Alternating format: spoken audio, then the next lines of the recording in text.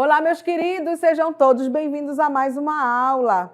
Eu sou a professora Adriana Cabral, do Melhor Componente de História, e te convido a acompanhar o nosso objeto e o detalhamento de nossa aula. Temos então aí a aula de número 23, objeto de conhecimento, as noções de cidadania e política na Grécia e em Roma. Detalhamento, conceito de polis, democracia, império e república. Ficaram curiosos? Então acompanhe esta aula.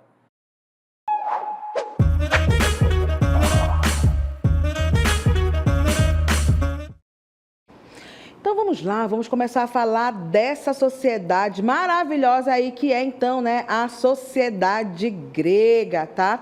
Então olha só, vamos falar então sobre esta Grécia Antiga. Acompanhe comigo. A cada 4 anos a Grécia Antiga ela vem à tona graças aos Jogos Olímpicos, como no ano de 2000 na Austrália e em 2005 na própria Grécia. Então a Grécia ela nos influenciou em vários aspectos na vida atual, como na política, né, com o termo democracia, poder do povo, né? No teatro, temos aí então a comédia, a tragédia, né? E na encenação teatral, os figurinos, temos então também, né, essa influência na economia e socialmente. Então, olha só que imagem bonita. É uma imagem então que a gente traz aí dos Jogos Olímpicos, jogos que eram realizados aí, né, em honraria a Zeus, tá? Então, na Grécia Antiga, né, abrangia terras da Península Balcânica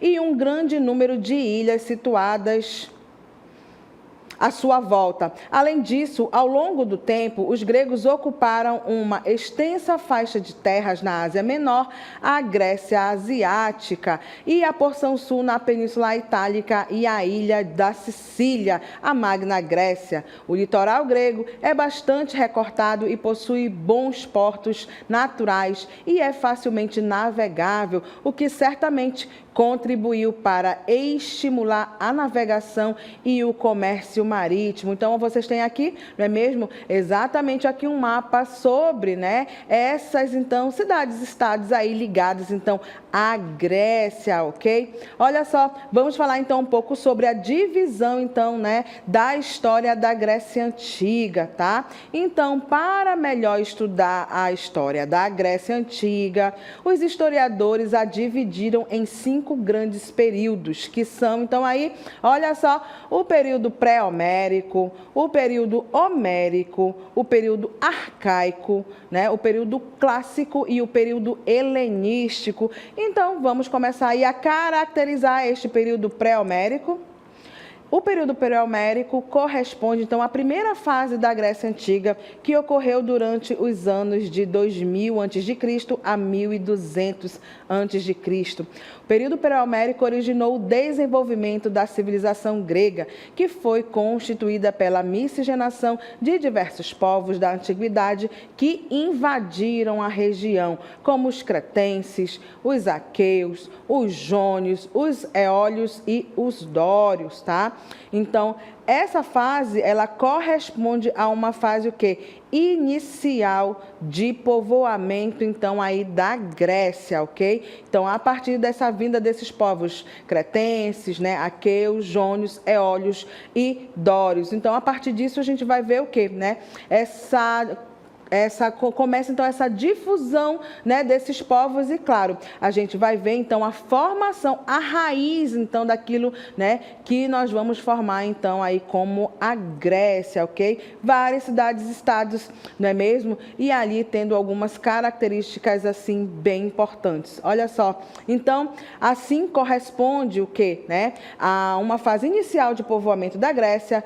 Com a influência cultural desses povos, surge então o que? A cultura grega, num período de quase 100 anos, marcando essencialmente as invasões de diversos povos indo-europeus, como os arianos. Com a invasão dos povos dórios nas regiões gregas, a sociedade da época sofreu né, no período anterior à diáspora grega, dispersão de diversos povos, visto a maneira violenta que eles tomaram e destruíram diversas cidades da Hélade grega, tá? Então, olha aí, observa aí que os povos dórios, não é mesmo? É aquele povo, então, que gosta de brigar, que gosta ali de guerrear, e eles estão, inclusive, na formação de uma sociedade bem importante aí desse mundo grego, que é, então, Esparta, a cidade militar. Vamos falar, então, agora sobre o período homérico. Então, no período homérico, corresponde ao segundo período de desenvolvimento da civilização grega, que ocorreu após o período pré-homérico, entre os anos de 1150 e 800 a.C. O nome dado a essa fase está relacionado com o poeta grego Homero, autor então aí dos poemas épicos A Ilíada e a Odisseia. Então a Ilíada fala então sobre a guerra de Troia e a Odisseia a volta então, né, ali do Ulisses para sua terra.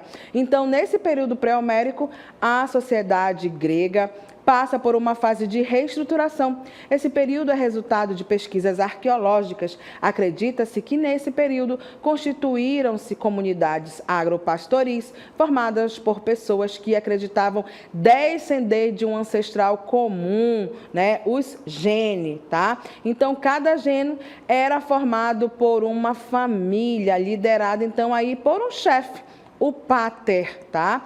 Essa fase marcou a substituição da cultura micênica pela gentílica. Então, a importância aí da gente saber que nessa fase, então, desse período homérico, nós temos, então, aí, não é mesmo, a composição muito ligada a esse pater, ao geno, tá?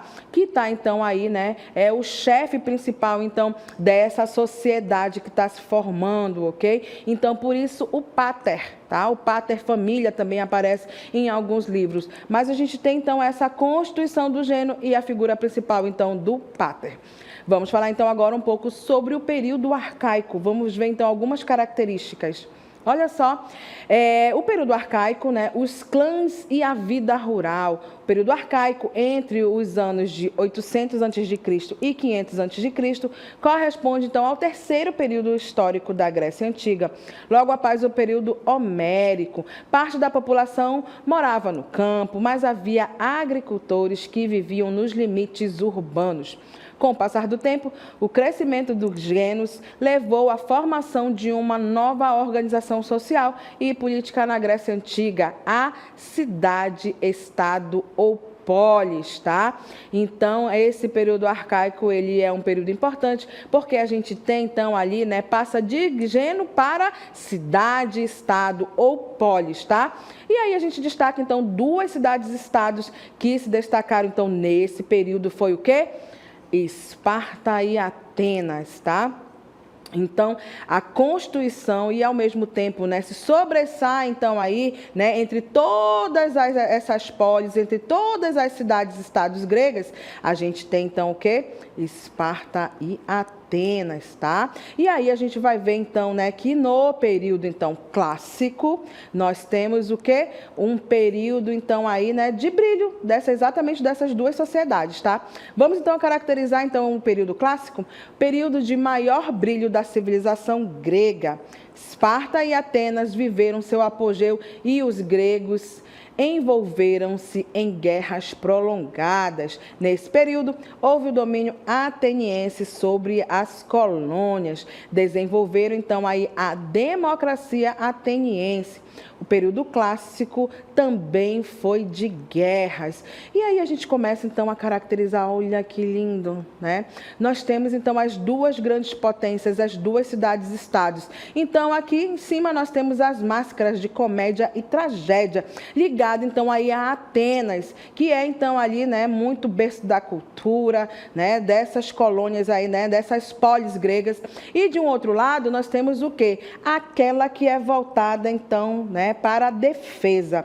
Quando a gente fala, então, a gente caracteriza a Esparta, é, então, né, aquele povo que vai defender, então, esse mundo grego. Se eles se meterem, então, em guerras, serão, né, os espartanos que vão fazer, então, essa defesa. Um bom espartano é morrer, então, defendendo, não é mesmo, as cidades gregas. Então, duas grandes cidades-estados, ok? E agora vamos caracterizar, então, exatamente, falar um pouco melhor sobre essas duas cidades, tá? Então, duas potências gregas, Atenas e Esparta.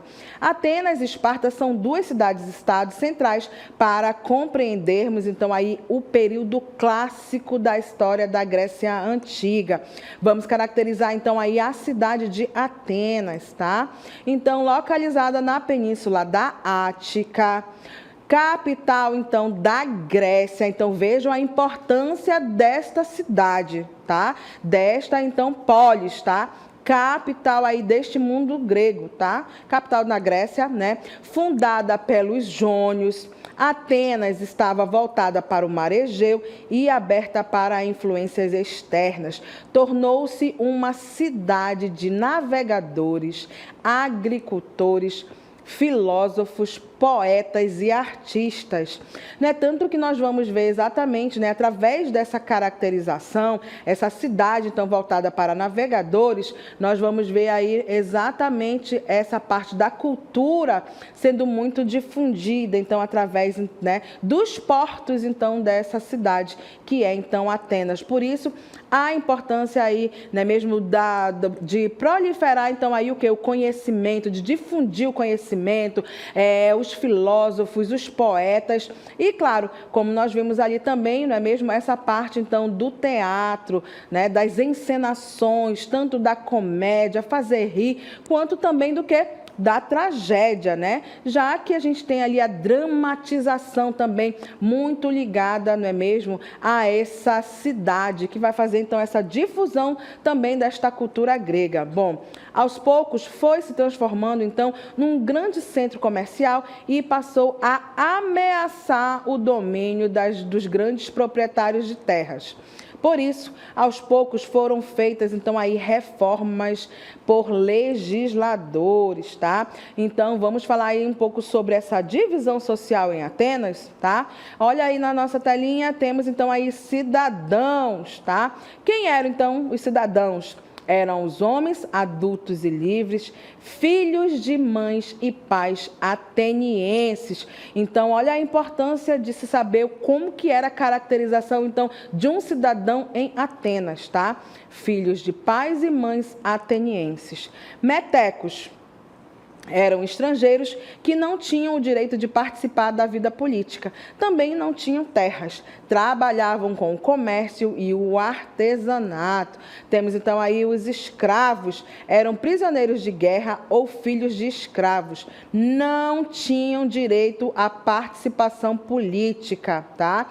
Então, quem é que comandava essa sociedade? Aí, os cidadãos. Então, teoricamente, escravos não têm, então, direito à participação política, assim também como mulheres e crianças, tá? Então, essa parte aqui ligada, não é mesmo, a essa divisão da sociedade, os homens é que vão prevalecer aí, né, comandando, então, aí as ideias, a organização, a administração.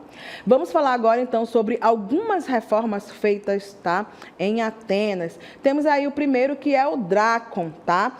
Transformou, então, aí a tradição oral em leis escritas, dando menos margem para interpretações arbitrárias por parte da elite. O Solon acabou com a escravidão por dívida e anulou as dívidas existentes, fazendo com que muitos atenienses e escravizados voltassem, né, a ser cidadãos.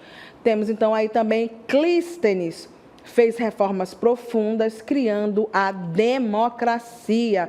Então, a democracia é do termo demos, povo, né? E cracia, então, governo do povo. Guardem em vossas cabecinhas esse nome, porque ele é um nome importante. Clístenes é que vai aí criar, né, desenvolver, tá certo? A democracia, que é, então, o governo do povo. E lembrando, novamente, né, que é o povo nascidos de pai e mães atenienses, ok? Tá?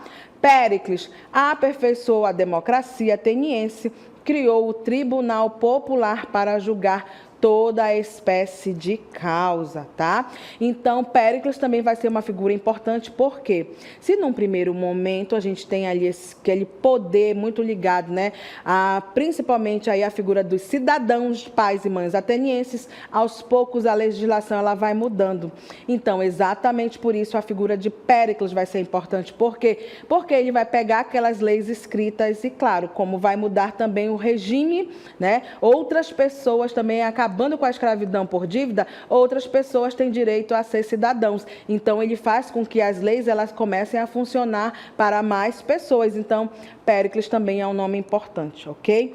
Vamos então falar agora, né, sobre aquela cidade então militar, voltada para a guerra, aquela então que vai defender aí, né, este mundo grego se ele entrar em guerra com alguma população, com alguma sociedade ali, né, que pode fazer oposição ou querer invadir então os seus territórios.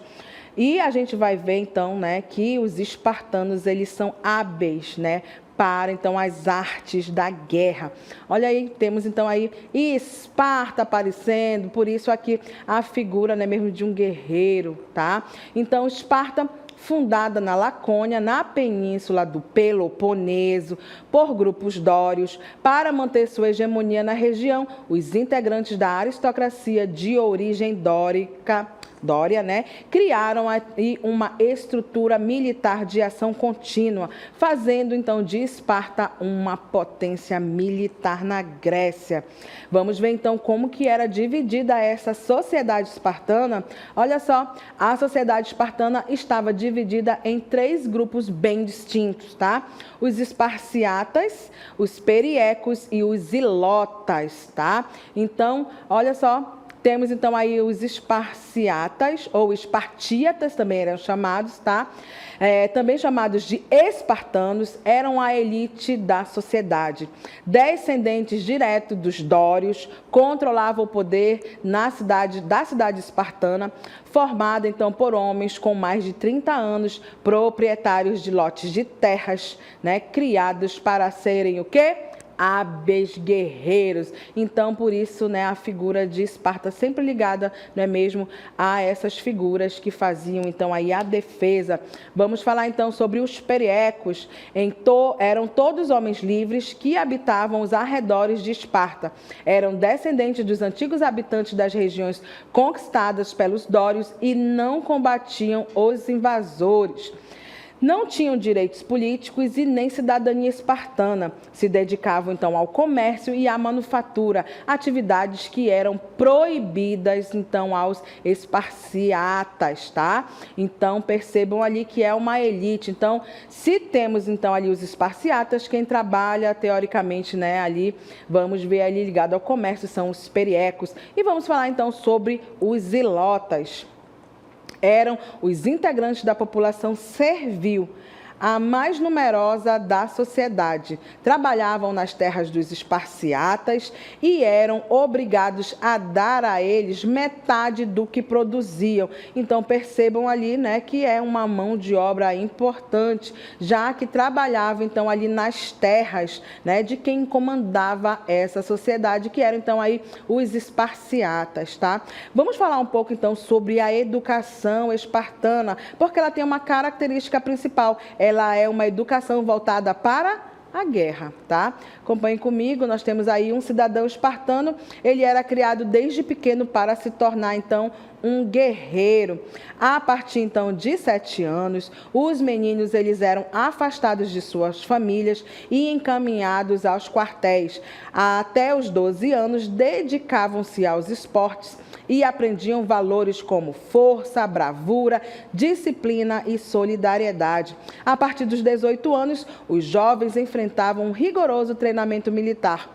Dos 20 aos 30 anos, eles permaneciam nos quartéis, prontos para entrar em combate. Só eram liberados do serviço militar aos 30 anos, quando então conquistavam a cidadania. Entretanto, somente depois dos 60 é que estariam dispensados de suas obrigações militares. Então, né, perceba aí a importância dessa sociedade, dessa educação, então, voltada, né, para essa parte, então, militar. E lembra o que eu falei para vocês? Um bom espartano é um bom guerreiro, que ele tem o privilégio, inclusive, de morrer defendendo a sua cidade-estado e o mundo grego, ok?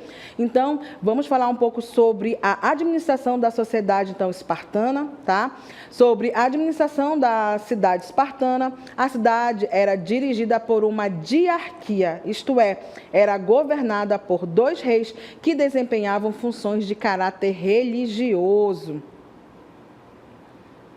Além de comandar, então, aí o exército, eles eram os principais sacerdotes e juízes.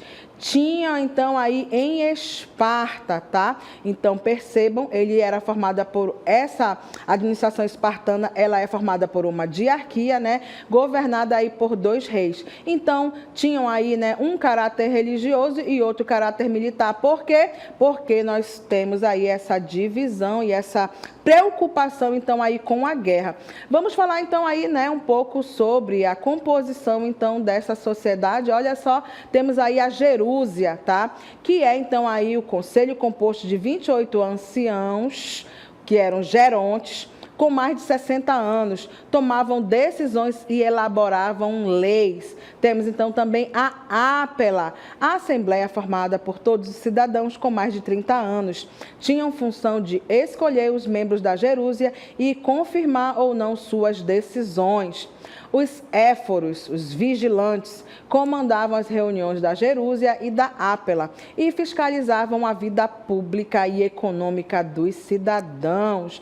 Então, olha aí, não é mesmo essa classificação, Jerúsia, Ápela e éforos, tá? Que são aí, não é mesmo, uma divisão social, então, desta sociedade, né? Ligada, então, a toda essa estrutura, então, militar. Vamos trabalhar um pouco agora sobre o período clássico. Olha só, o período histórico dos séculos 5 e 4 a.C., na região grega, foi denominado pelos historiadores como período clássico. Este período foi marcado por várias guerras travadas contra inimigos externos e entre os próprios gregos, tá? Então, vamos falar aí sobre as guerras médicas, que eram quem, não é mesmo? Nós temos, então, aí as guerras médicas, gregos versus persas. E os persas, eles também, né, eles fizeram seu imperialismo nos povos médios, por isso que eles também são chamados de, né, povos médios, tá? Então, a gente está falando sobre os persas ali, ligada principalmente a essa figura do Xerxes. Então, as guerras médicas, elas ocorreram entre 500 e 449 a.C., entre gregos e persas, pelo domínio do mundo antigo, tá? Então, nós temos aí a briga entre gregos versus o Dario I e gregos versus o Xerxes, tá? Então, olha só, vamos lá, acompanhe comigo. Então, ali pela primeira vez, então, na história grega, as cidades-estados, elas se uniram para se defenderem da invasão dos povos persas. As cidades da Ásia Menor rebelaram-se contra os persas. Dário, rei da Pérsia, castigou os atenienses que apoiaram os núcleos gregos. Atenas, menos numerosa em guerreiros, conseguiu derrotar os persas. Dário passou a preparar uma invasão em larga escala, mas morreu antes disso. O seu filho Xerxes comandou a nova ofensiva contra os gregos. Conseguiu derrotar os espartanos na batalha, né, das Termópilas e incendiou aí, olha só, né, Atenas. Então, olha só, na batalha de Salamina, apesar de um número menor de guerreiros, os gregos saíram vitoriosos. Xerxes foi derrotado. A vitória em Salamina deu ânimo aos gregos. A vitória da Grécia sobre a Pérsia foi importante para os gregos conquistarem a hegemonia do mundo antigo. A vitória grega sobre os persas fortaleceu Atenas, que liderou a formação da Liga de Delos, uma união de cidades-estados que tinha por sede a ilha de Delos, e onde um tesouro foi guardado para financiar a defesa dos gregos em caso, então, de uma nova guerra, né, ou de novas guerras. Mas Esparta e outras cidades não concordavam, então, aí com este domínio ateniense. E formaram ali a Liga do Peloponeso, composta então por Esparta, Mégara e Tebas, para se opor então à Liga de Delos. O resultado foi a Guerra do Peloponeso, que ocorreu entre 431 a 404 a.C. Foram 27 anos então de guerras entre Esparta e Atenas, né? Então Esparta venceu Atenas, mas o mundo grego estava enfraquecido, pois as duas cidades estavam devastadas pela guerra. Então, uma parte importante que a gente precisa trabalhar com vocês é que estava muito bem o mundo grego, enquanto uma cuidava da democracia, né, fazia difusão então da cultura grega, que era Atenas, e Esparta com a defesa. O problema é que a Guerra do Peloponeso, né, a briga entre as duas grandes cidades que foram importantes para esse mundo grego, né, fizeram com que as cidades em si ficassem devastadas, porque agora são duas cidades-estados importantes brigando para ver quem é que tinha hegemonia. E é claro que anos se passam de guerra, Esparta vence, mas quem perde com essa guerra é todo o mundo grego. Por quê? Porque tantos anos de guerra, as duas cidades ficaram devastadas. E, claro, problemas de defesa. Tem outros ali, reis, tem outros comandantes próximos que estão adorando ver as duas cidades-estados brigarem. Porque se elas ficam devastadas, se elas ficam com problemas de estrutura após essa guerra do Peloponeso, elas vão ser o quê, né? Fáceis de conquistar. Então, a gente tem aí esse período que a gente chama, né, de período helenístico. Acompanhe comigo, olha só, o período helenístico. Esparta saiu vitoriosa da guerra, mas enfraqueceu a unidade da civilização grega. Tebas entrou em guerra com Esparta e venceu, mas eles não conseguiram conter a força do Império Macedônico. Em 338 a.C., o rei macedônico Filipe II conquistou a Grécia, mantendo este povo dominado por estrangeiros até, né, o século XIX. E a gente vai ver, né, esse período se estendendo. Então, olha só, lembra aí novamente, essa parte então aí do período helenístico é quando o Alexandre o Grande está só ali olhando essas cidades, estados brigando, e aí ele vai lá e pega, não é mesmo, todas aquelas cidades para, né, servirem a ele mesmo. Ou seja, a gente vê aí, né, uma nova denominação aí de período helenístico. Fique ligado nessa história, vamos falar então aí, caracterizar Atenas, tá? Novamente para relembrar alguns assuntos importantes. Instituição democrática, importância econômica do comércio marítimo, evolução política. Drácon criou as leis escritas. As reformas de Solon mudaram o critério de participação no poder, acabando com o monopólio político dos eupátridas. O critério de cisão social passou a ser a riqueza e não mais a tradição. As tensões sociais deram origem aos tiranos, homens que assumiram o poder, passando por cima das leis, com o apoio popular. Clístenes instituiu então a democracia em Atenas. A sociedade estava dividida em cidadãos metecos, os estrangeiros, comerciantes que não gozavam de direitos políticos, e escravos. A democracia grega não incluía mulheres, embora fosse pela sua linhagem que se definia a condição de nascimento em Atenas, tá? E aí vamos caracterizar então Esparta. Localizava-se na Lacônia, tendo sido fundada pelos dórios, tá? Ali na península do Peloponeso também. As terras eram distribuídas entre a aristocracia, os escravos, os ilotas, pertenciam ao Estado. Os periecos eram artesãos e camponeses, não tinham direitos políticos. O sistema de leis em Esparta era atribuído ao lendário Licurgo. Lembrando também, a cidadania em Esparta era direito assegurado a quem? A aristocracia. A educação dos jovens era voltada para o militarismo. A mulher era valorizada pelo seu papel na procriação. Quanto melhor homens, quanto em maior quantidade, melhor também para o exército, né? Já que era formado por homens, tá? A economia espartana era baseada na agricultura. Sua organização política era aristocrática. Havia forte rivalidade entre Atenas e Esparta, que eram as duas grandes cidades-estados, tá? Então, atingi meu objetivo, que era trabalhar, não é mesmo, este mundo grego. E por aqui, então, a professora se despede.